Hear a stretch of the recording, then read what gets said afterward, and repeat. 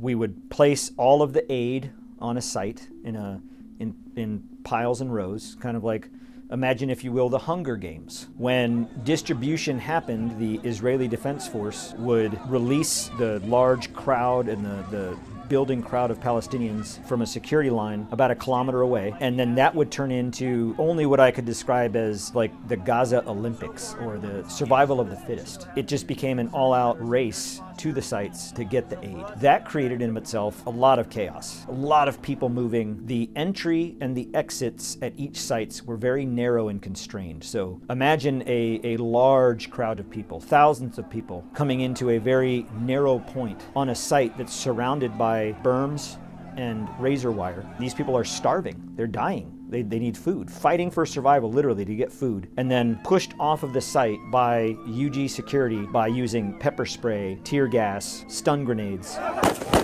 Also shooting warning shots at the crowd as they leave. And as the crowd leaves, they're also being fired upon by the IDF, who are firing warning shots at them to keep them going a certain direction. The only time we should ever engage with our weapon is if the threat is imminent and it's a threat to our life.